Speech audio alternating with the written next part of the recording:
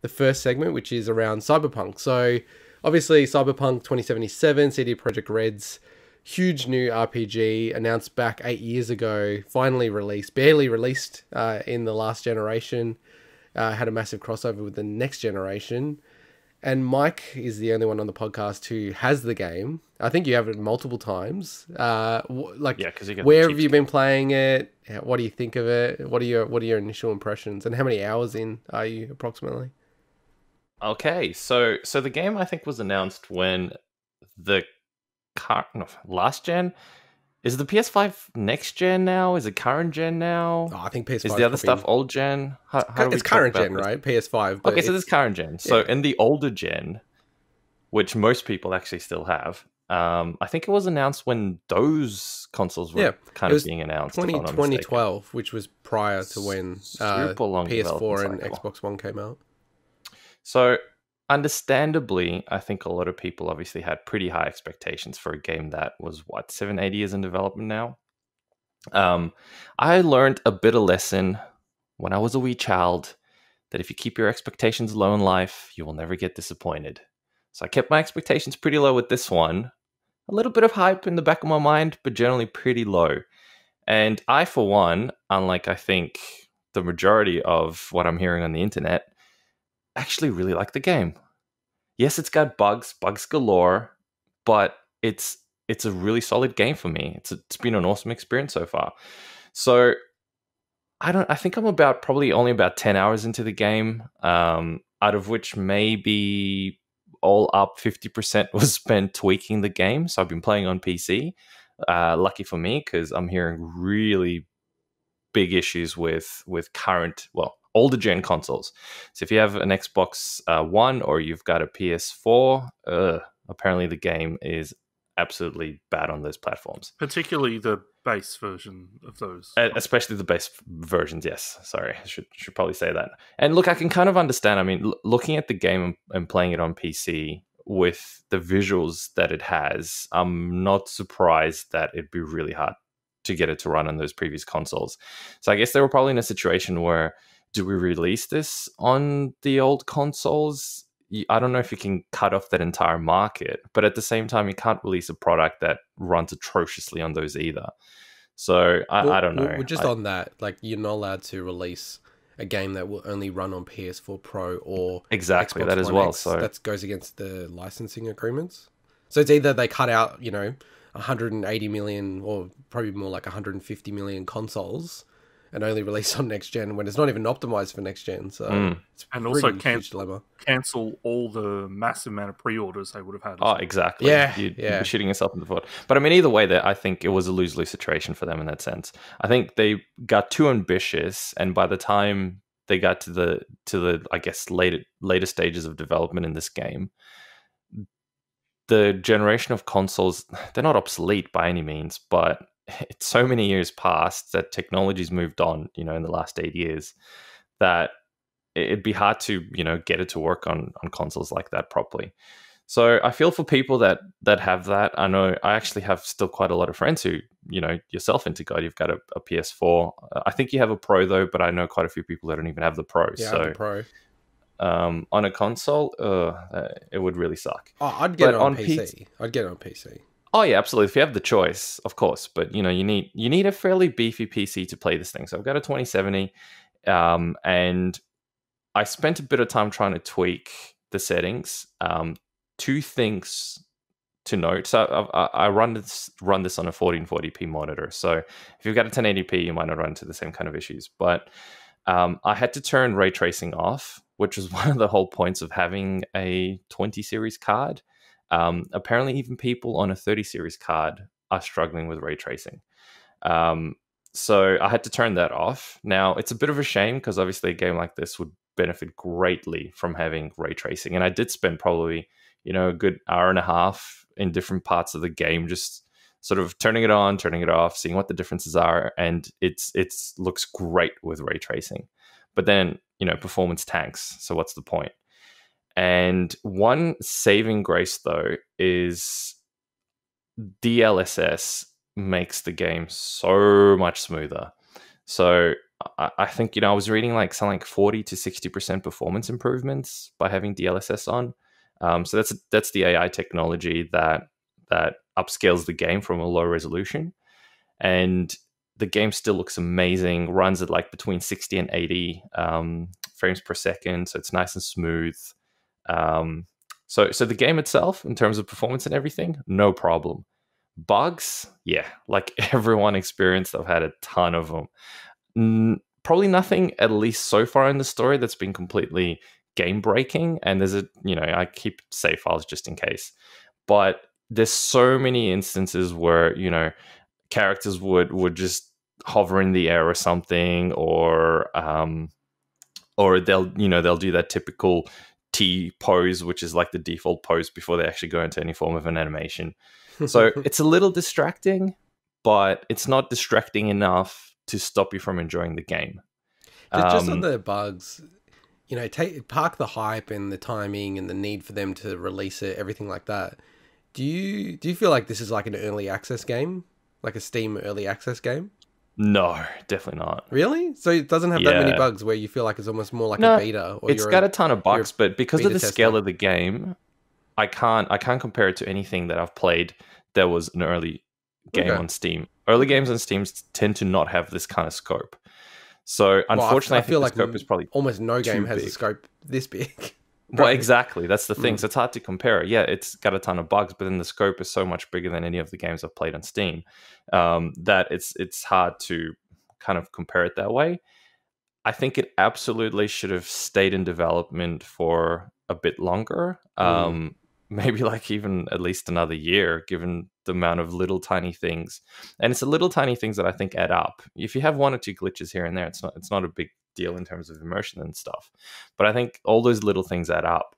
But one thing that I think a lot of people actually did point out, which I didn't find as much, maybe because I'm just being more positive about the whole experience and I've sort of ignored it in the back of my mind. I don't know. It's that people in the world don't really feel alive. It feels like they're just random characters just not really doing anything. And I sort of try to not think about that too much, but there are instances where, you know, people just literally just pop out of nowhere, which is kind of weird and it breaks your immersion. And then there's little tiny things in terms of the gameplay where you get, if you start committing crimes or something, police literally just pop out of nowhere. They don't have vehicles that they come in. They just teleport out of nowhere. And that kind of breaks the immersion a little bit. So you tend to just avoid that thing completely. But in saying all of that, the gameplay is really solid. The RPG elements, I think, so far are pretty cool. I personally wasn't disappointed at the story. So you get to choose your life paths at the start, and there's 3 different options, and I've actually tried all 3. And they're not as long as people thought they would be. It's not, you know, a 3-hour experience or something where it completely gives you the backstory of your character. It's more just to set the scene and the mood. And then after that point, you know, effectively all experiences are the same other than some of the choices that you can pick in conversations and stuff. So I've tried all the 3 different ones and I thought they were really, really cool. Shooting's really solid. They've done a really good job. It's not that, you know, Fallout type of shooting that always felt like there was something not quite right about it. Felt a bit sluggish. It's still an RPG, so, you know, in terms of accuracy and stuff, it's not, you know, you're not playing a COD game, but it feels like that really solid shooting mechanic that something like COD has. And just on that, Mike, so, you know, this is going to sound so dumb if I'm wrong about this, but this is the first time that CD Projekt Red have done like a first person, you know, it's not a first person shooter, but a first person perspective, right? It is, yeah. Of their games. And I think they've done that really, really well. Yeah, they've absolutely nailed it for me. I'm kind of surprised, you know, like I've read some of the reviews, but yeah, it's kind of not even, people haven't made as big of a deal about it as I thought they would have. It's pretty hard to move from between those perspectives. See, it disappoints me that I think I haven't actually read a lot of reviews because I was trying to avoid spoilers and everything, and I actually don't particularly care about reviews in general, which is ironic given that I'm kind of reviewing a game right now. But yeah, I found that a lot of people, at least if you look at Reddit, if you look at certain articles and stuff, they're quite negative about the game. Just generally having a really negative mindset. And I think that then clouds your judgment, and you forget that there's actually some really, really good solid bits in this game that people don't really talk about much. And I think the shooting is just excellent. It feels really good. All the different weapons have an awesome feel to them. So look, overall, I think it's a shame they didn't keep it. And they did say, I think back in like 2015 or something, that the game will be out when it's ready. I definitely don't think the game was ready. Far from it. They should have kept it for at least another 12 months or something. So it's a shame, but I'm still enjoying it. There is a thing in the back of my mind that says, hey, should I, just put it down and come back to it 12 months later after they've patched it up, which no doubt they will. I have no doubt that this is the thing they'll be focusing on over the next, 12 to 24 months. But I think I'll keep playing it. How's the driving feel? So funny you should mention that. So I've been using a mouse and keyboard because I'm playing on PC.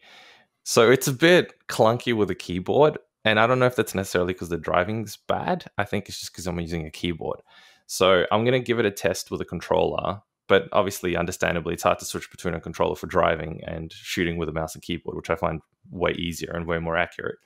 And, exploring the game world, like even simple things like picking up random objects on the ground, it's a hell of a lot easier with a mouse than it is, with a controller to get that accuracy. Because so the reason I wanted to ask as well, because we mentioned that, this is their first game in first person, but it's also the first game with driving mechanics. Yeah. So, like, that's a huge change as well. So that was always a part of me. I'm like, well, are they going to stick the landing on that? So I've heard positive things about it, but I'll just knowing that you're very much into driving games. Yeah, but, so I actually, to be honest, have driven very little in the game so far. Because I like to just go on foot. In fact, one of the things that I looked in the settings and I couldn't find is there's no ability to just walk. So as in like slow walk. So the only walk you have is just relatively fast-paced walk, and of course you can sprint. But the only way to slow yourself down is if you crouch, but then it's, you lose that level of immersion. So I actually am taking the game way slower. So I haven't even done much driving because I just want to walk around and sort of immerse myself in the game a bit. I think that would be different when you're using a controller with the analog movement, though, as opposed to like... Potentially, yeah. Potentially it might actually be better with an analog, yeah, because then you can actually control that. So I'll try to control it later on tonight, and I'll see how that goes. I think, but yeah, obviously with keyboard it sucks driving. It's interesting because Swinny, like I think, like look, all three of us are going to play this game at some stage.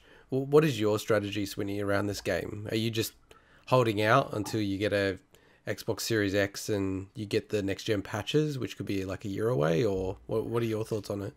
Yeah, so the timeline when I guess those next gen versions, that'll probably dictate when I start to play this game.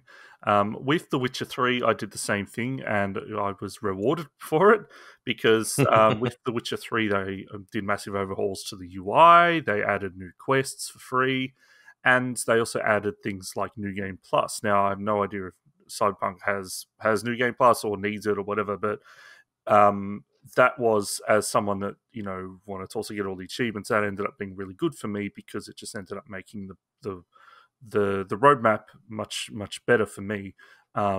So I'm definitely going to hold out on that. In saying that, I'm a huge fan of The Witcher 2 and I'm a huge fan of Witcher 3. So I have no doubt that I would love this game because I'm also a huge Blade Runner fan. So, anything that's kind of got those vibes. They've nailed those. Yeah. They've absolutely nailed the Cyberpunk vibes? Yeah, pretty much. Yeah, the Cyberpunk vibes, yeah. But yeah, anything like, like Netrunner and kind of all... Shadowrun. Yeah, exactly. I love all that kind of... it takes all of that and just gives you the experience you've been waiting for in that sense. Other than it being buggy, I reckon if I played this, I have no doubt that I'd love it. But I love RPGs, so I'm able to look past certain things in RPGs from a gameplay standpoint that other people aren't. So yeah, I mean, you could almost argue this is Eurojank at the moment.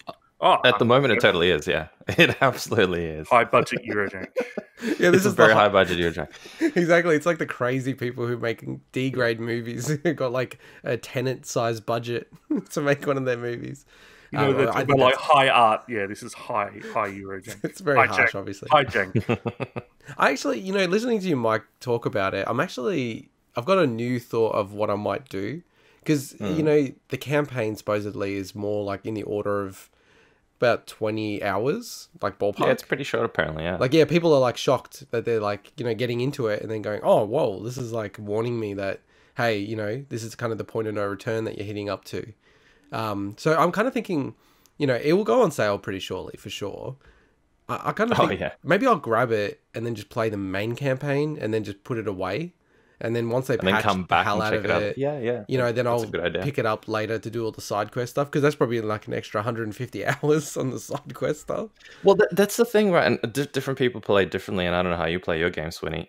But I get distracted by side stuff all the time. I look at the map and I'm like, oh yeah, I'm going to go to this point to continue the story. And on the way there, there's like these different things that I pick up and all these little mini side quests and stuff. And so far, they've been quite decent. So it's interesting that different people play it just to, go through the main story and stuff. Whereas I just go around exploring. I never actually finished. I've probably put in, 300 hours into Skyrim, and I've never actually finished the story. And in terms of the way I play games, the bigger that quest log is, the happier I am. If I have to scroll multiple pages of the current quests that I've accepted in an RPG, if that gives you an idea, I'm going around and accepting every side quest. Yeah, and I must admit, I'll save your cat from that tree.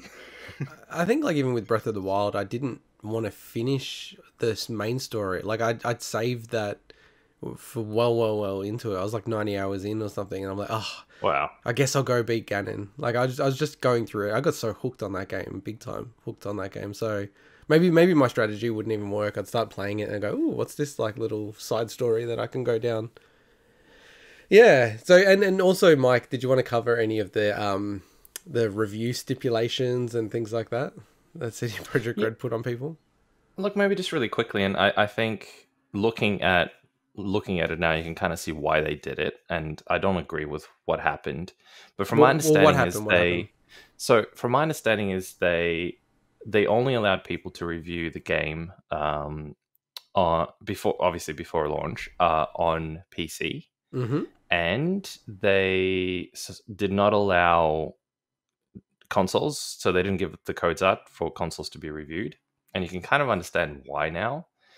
So I think it doesn't that I don't really agree with that way of doing it. Obviously, I think there's a lack of transparency in that sense. And the reality is, when you review a game like that, most people don't have a 3080 to play that game on. There's a huge chunk of people, dare I say, maybe even the majority of people, that would have had this on a console, and their decision would have been based potentially on reviews as to whether they would purchase it or not. So it's about 50-50 the pre-orders, PC to console. Yeah, and within that, you don't necessarily have everyone who has the first generation of those consoles that would be affected as much. But still, I don't. That's one thing that I definitely did not agree in the whole process. I think transparency would have been good, but you can understand why they weren't being transparent. But in the process, I think they shot themselves in the foot. So well, I think it was more extreme as well, because they were only limiting people to use B-roll, like supplied B-roll, and that as well, their own captured footage. Because the capture footage would have had so many bugs. And just on the graphics card, it seems very clear that you had to have a 3000 series NVIDIA to be able to play this game and review it, which is very limiting. Yeah, for reviews. Right? Even people wanting a 3000 series like yourself. It's extremely limiting. You can't get your hands on it. Exactly, yeah. And look, the game runs perfectly fine on a 20 series with RT off, obviously, and DLSS on. In fact, it runs extremely smooth on mostly high settings. So... I've heard people having performance issues. Unfortunately, fortunately for me, I haven't experienced that. But yeah, so I think we should probably move on to. Wait, I think Swinny wanted to say something. Swinny was going to say something. No, I just had a very bad joke about it playing on the first generation of consoles, like you were expecting a Magnavox Odyssey or what version of Vectrex or something like that. All right, well, yeah, maybe we'll touch base with you later, Mike, just as Like if you get through more of the campaign or finish the game or Yep. something like that, we'll bring it back up. But it does seem like this game will be patched for a year and a half or something like that. And then it's going to have least. DLC or something along those lines. Also, like, no one's talking about it much, but there's a multiplayer game being developed on the side for this game by another team. Maybe they should drop that and help on fixing this game. Well, it just feels like this game is going to be like 5 years before it's really like they've stopped touching it. So it's a little bit like The Witcher 3. So hopefully a bit less than that, but yeah. Yeah, I hope so. All right, well, let's jump into the next really big story that happened this week, which is the game